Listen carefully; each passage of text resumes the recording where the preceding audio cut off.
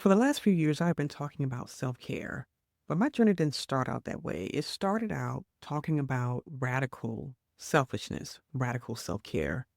And the reason why that topic is so near and dear to me is because, as many of you know, my burnout story, going through early menopause at age 32, 33, and crashing out basically in life. My body, starting with my body, then my mind, my spirit, because when I was tuning in, I figured out that the burnout wasn't just from my over giving and my overachieving and all the things that I was doing in my life. It had been a lifelong situation that was building up to a perfect storm. So, radical selfishness, radical self care was my solution because that was what I felt would help me move out of that burnout space into a healthier, joyful, more expansive life. I didn't know that at the time, but I just wanted relief. That's all I wanted. I know most of you just want relief from the exhaustion that you feel right now. You want more energy. You want more time for yourself. You want to feel more connected, maybe because you've been so disconnected and in either survival mode or self sacrificing mode, and you have not been yourself since you got married, since you graduated from college and got a job, since you had kids.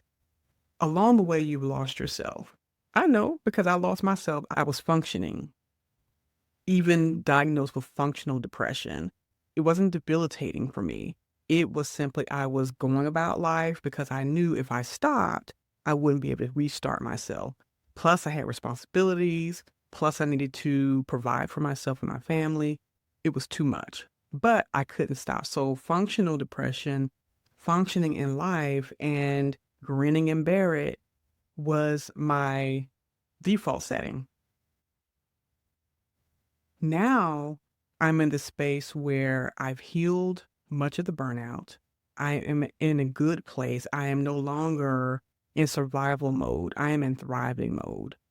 Getting there was a journey. It took time because I didn't know what I didn't know, and I needed to release so much.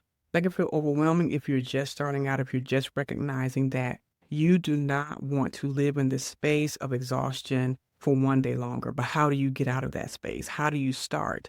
How do you move from self sacrifice to sustainable self care? Well, there's a middle ground that I'm tapping into more and more, even though I've gone through this journey. But I think this middle ground is going to help you bridge the gap between exhaustion to energy, from overwhelmed and overworked to overflow. And that space is self devotion.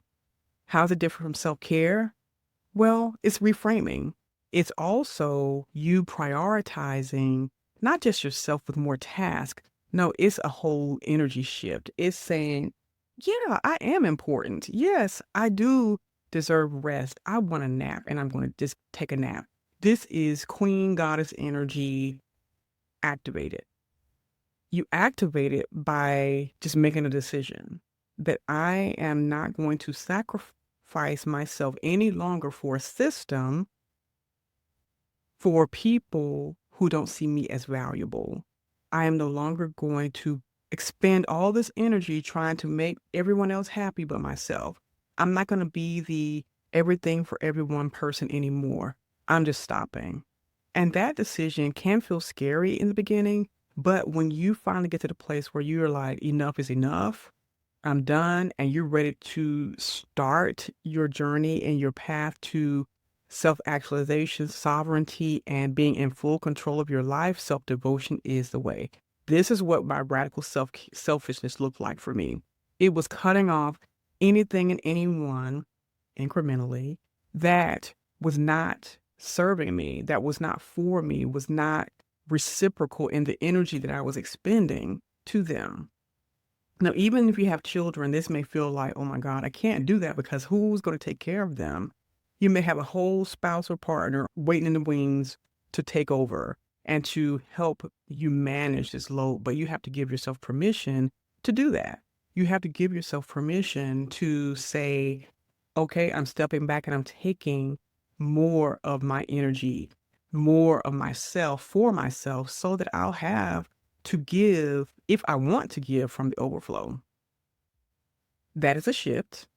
That is not easy, but the courageous step that you take to declare that I'm important, that self-devotion is the gift I'm giving myself so I can give to the world, like everyone says I should be doing anyway, but you cannot give from an empty cup. I know you've heard this over and over and over and over again, but it's so true. You are a vessel. You must be filled up. This is the baseline. And this is what you need to give for yourself. The overflow is everything else. That is what you give from the overflow, the everything else. But if you are here or lower, what do you have to give? You're giving from a place of depletion versus a place of fullness, and you deserve to be full. That fullness comes from self-devotion.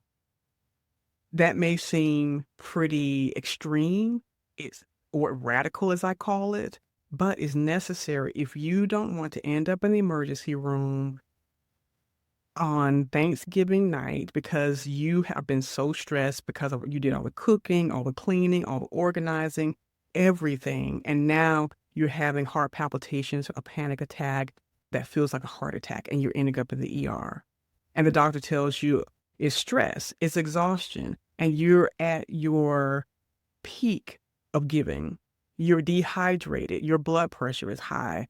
You have been holding it all in because you're trying to look a certain way or make everything look perfect when on the inside you're crumbling. On the inside, your body is screaming for you to pay attention to wake up. That's what happens when you don't start to practice self-devotion, radical self-care, extreme self-centeredness, as it were. And those are all trigger words because if you grew up in a religious environment, if you grew up in a system that says that you as a woman should always be serving other people, and especially if you're a Black woman, if you've been told you must be serving other people 24/7, then that has become your default setting. That is where you derive your value. That's where you derived your worth. That's where you derived your reason for existing. But that is a faulty place to be. That is not the default setting that will preserve you and bring you expansion and joy and fullness and everything that you really deserve. So that bridge again from self-sacrifice to sustainable self-care is self-devotion. Get there first. Get to the place where you're able to be self-devoted, where you're able to fill your cup up first until it overflows, and then you give from that overflow. It takes a few steps to get there. It takes some practices to get there. It takes some awareness to get there, but you can. I'm willing to help you. There's so many books out there that's available. There's programs that are available. But if you feel comfortable with me, if you've seen the work that I've been doing and what I've been talking about, then I would love to be the one to help you learn and follow the steps to get from self-sacrificing to self-devotion so you can go deeper than you've been going up until this point. This is not a demand or command or an intrusion on your life. This is an upgrade to your life. This is the energy reclamation that you have been waiting for, looking for, needing permission for. So I'm giving you permission now. Take advantage of the opportunity to shift your whole way of doing life so that you're not here to make everyone else happy. You're here to make yourself happy. And when you're happy, as the saying goes, when mama's happy, everybody's happy. So put that into practice by practicing self-devotion. This should be your gift to yourself.